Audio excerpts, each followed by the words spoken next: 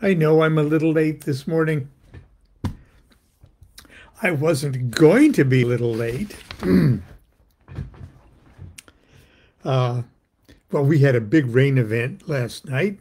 Constance and with my help, but not much, uh, covered the car up yesterday, our Volkswagen van, our 1983, 1984 Volkswagen van, uh, with like a tarp that we went to Home Depot and got.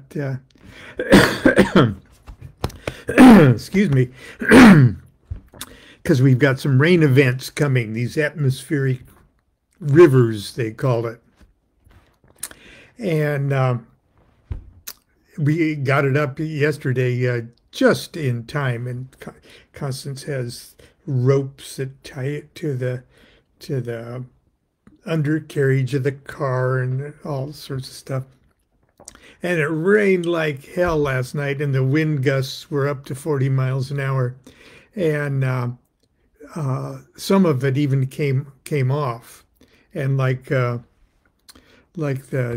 gentleman and the he-man breadwinner that I am, I worried about Constance as she went out in the rain and fixed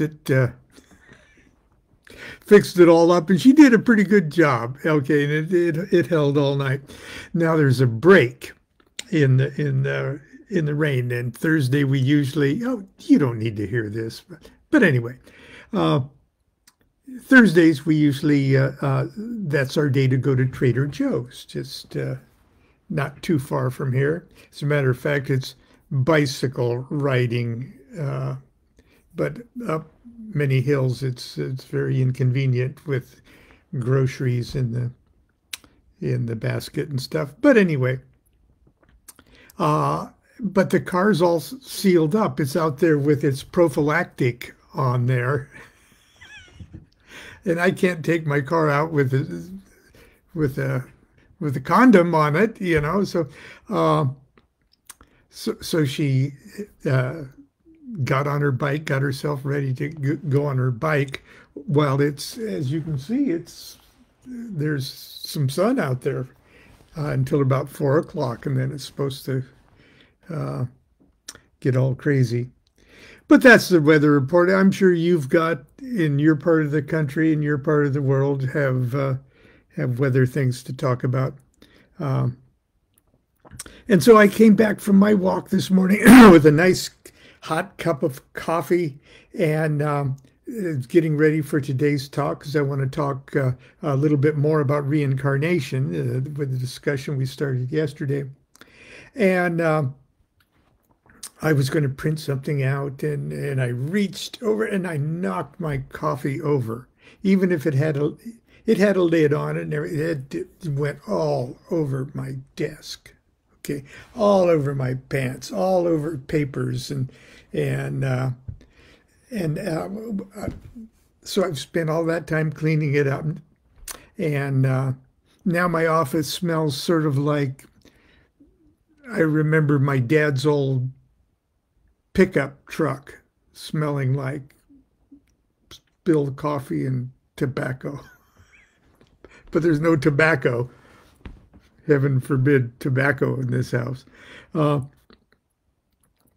anyway, so I'm a little shaken up, and but thanks for listening to me complain. Yesterday I was talking about reincarnation and what it is and what it isn't, and I read that beautiful thing from the Book of Lies about what the essence of what it is that would be incarnating, you know, and it's our tendencies and things like that. That's what survives. But the idea is really fascinating, and almost every school of mystical thought recognizes the certain truth behind what we loosely call reincarnation. The Tibetans think consciousness is consciousness. You know, if you need to be a bug for a while, you're a bug for a while. All power to you. It doesn't diminish your soul, the humanity, if you want to use substitute that word, doesn't diminish your humanity to be a bug for a while. Might do you some good, as a matter of fact. And then, of course, there's this idea like you latch hold of an objectify your incarnation, like General Patton thought he was a general in the Roman army or in Carthage or something like that. But why do we even care? Why should we even care? Besides the fact that everybody would love to think that they were the incarnation of somebody whose life was far more colorful and adventurous than our own, that you were Cleopatra or W.C. Fields or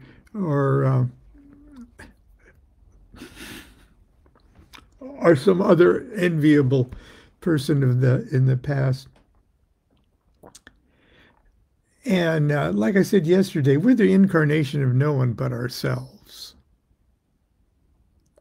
And because of this fragility of time and things like that, it's kind of useless to try to waste too much time finding parallels with, oh, I was Napoleon. I recognize my shortness or something. No. Just think about it. Can you remember absolutely everything that's ever happened to you in this lifetime, in the few short years that you've lived in this time? Can you remember everything that happened? Can you remember all of the traumatic events or all the happy events or all of the mundane, seemingly meaningless events? Now, some of those events actually serve to mold your character to what you are right now. And most of them you've forgotten.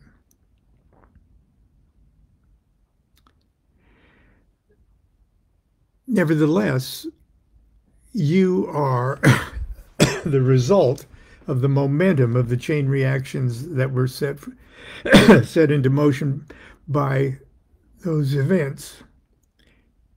And can you remember what happened to you when you were a baby, which is a very impressionable time? That's when your brain's forming. Do you remember any of that? How about, do you remember everything when you were 5? Hey, do you remember everything that freaking happened yesterday? No. And that's why Crowley spent so much time in the Magic and Theory and Practice about talking about the magical memory. Because if you don't know what the momentum of the trajectory of your own existence is, then you are handicapped with discovering that first mystical order, know thyself. So that's why, at least Crowley says, well, you know, explore. Try to explore your previous incarnations. Even if you think you're making them up,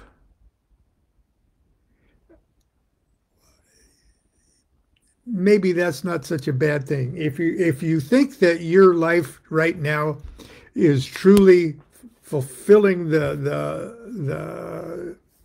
momentum of the life's work of Cleopatra, go ahead, goddammit, and say you're Cleopatra and get on with the work. Now, I've got a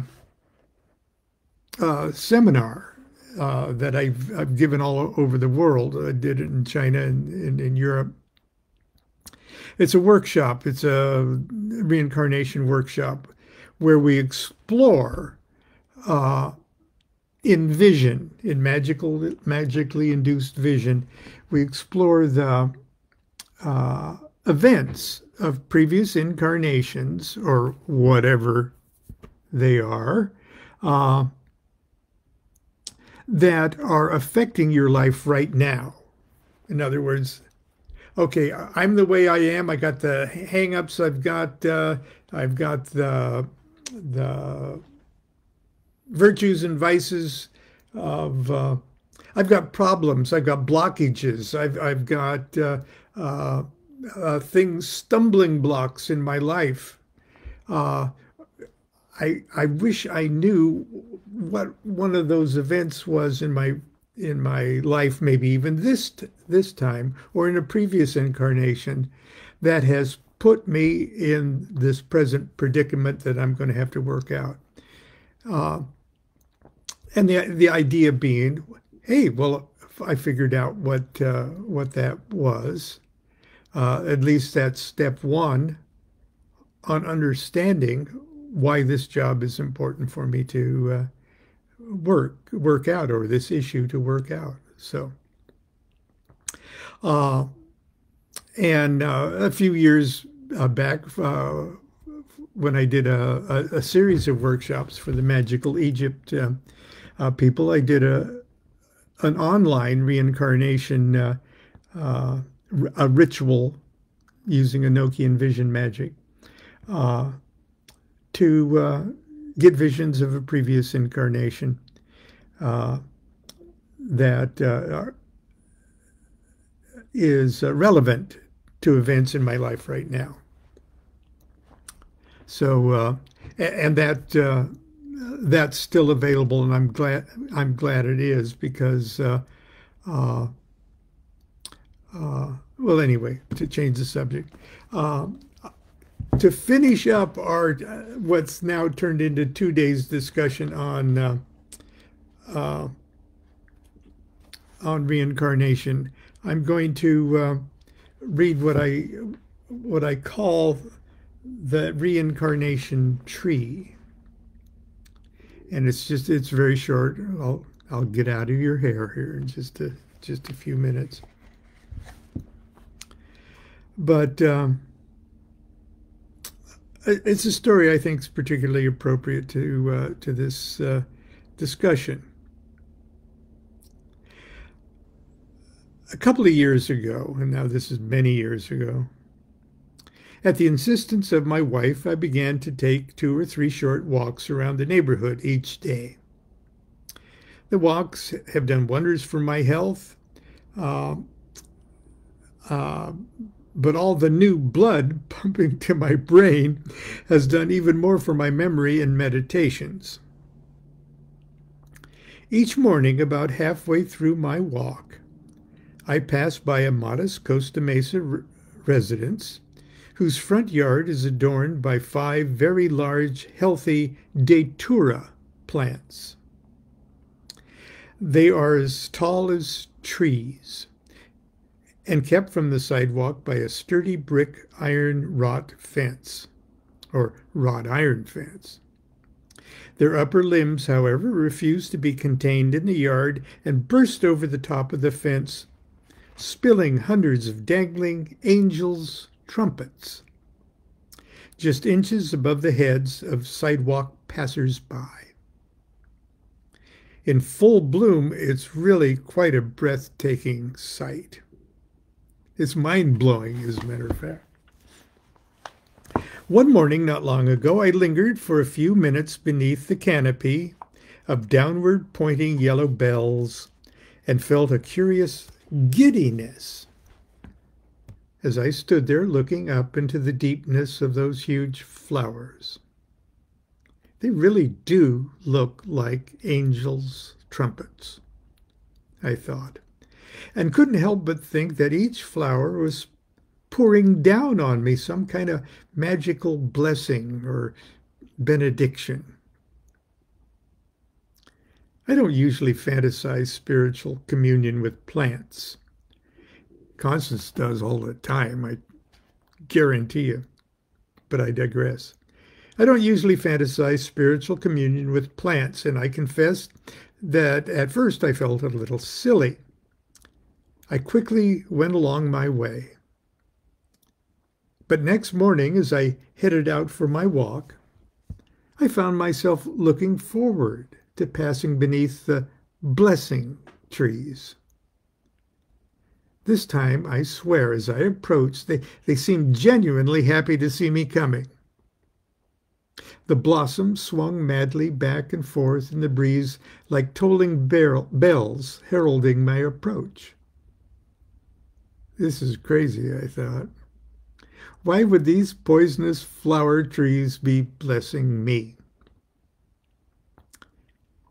Things would get even crazier. The next day, as I paused again in the shelter of the blessing trees, one of the biggest and most perfectly formed flowered trumpets caught my eye. I lingered on the texture of its golden yellow skin and followed it back to the bright green pod that holds the bell firmly to the stem. Then I followed the stem to its twisted, spiraling branch, then followed that branch to a thicker branch, and that branch down to the main trunk and down into the ground. Then, in my mind's eye, I plunged underground and watched the roots draw nutrients and life from the soil. It's the earth, I thought. The earth is blessing me. An interesting little thought by hardly a veil-rending revelation. The next morning I awoke in a strange and melancholy mood. It was one of those dark funks I wallow in when I realize my life is well half over and that I've got a much longer past than I do a future. Why am I here? How much time do I have left in this incarnation to find out what it is and to do it? I set out on my morning walk, tried to comfort myself with the thought that Lon Milo DuQuette's life has only been one of many. Death will routinely come as it has 1,000 times before. I will black out like a deeply anesthetized patient, and somehow, somewhere, once again, I'll come to self-awareness as a screaming baby or bug. A screaming baby, pissing and shitting all over myself and the poor damn souls who conspired to create me a new body. And that all this will continue again and again until I get things right. I stared at the sidewalk, but I barely saw it as it raced under my feet. I was totally absorbed in a vision of the corpses of thousands of me's, centuries of men, women, and children buried in every corner of the earth, all decomposing on ocean floors and in forests and deserts and mountains. Ashes and rotting flesh dissolving into the soil and being sucked up by the roots and plants of trees. Suddenly, without realizing it, how I got there, I found myself standing under the blessing trees, looking up and into the depths of hundreds of angels' trumpets. By this time, they spoke to me in 1,000 different voices.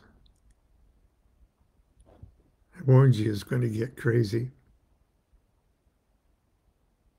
We are you, all the yous. all your incarnations, every man, woman, and child you've ever been, drawn to this spot from the vessels of the earth into the roots of these trees, here to bless you, to encourage you, to empower you, to plead with you to fulfill our destinies, your destiny, to neutralize our collective karmas, to pay the debts we've left unpaid and redeem the rewards we've left uncollected. You're so close this time. You can do it. You can do it in this life. You can do it for all of us. Do it for yourself. I don't know how long I lingered under the trees that morning.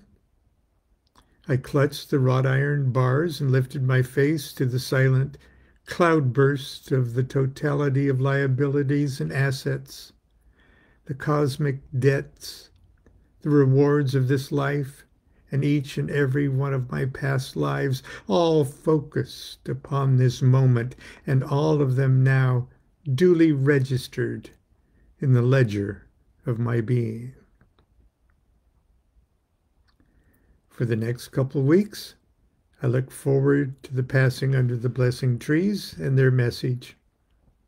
Their message has been a profound and a continual background meditation, making me profoundly mindful of the opportunity I have to make things right for myself and my ancestors.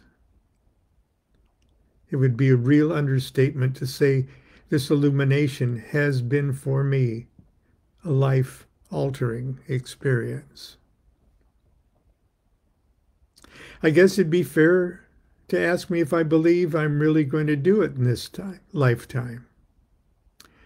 My answer is an unqualified yes, simply because it's always been this lifetime. And I believe yours has always been this lifetime too. Okay, that's a double header on reincarnation. If you are interested in that reincarnation online workshop or recording of it, there's visuals and stuff, and we do Enochian magic in it, and you have to sort of set aside some time in your busy day or evening to experience, because it is a hands-on workshop. I'm sure I'll post it, or just go Magical Egypt, Lon DuQuette, and you'll find the whole series of workshops on it. Anyway, that's it for today. I'm going to worry about Constance until she gets back from her bicycle oddity. Oh, it's an oddity. All right. Odyssey. Until tomorrow, continue to be good to yourself, be good to each other. Do what thou wilt shall be the whole of the law. Love is the law. Love under will.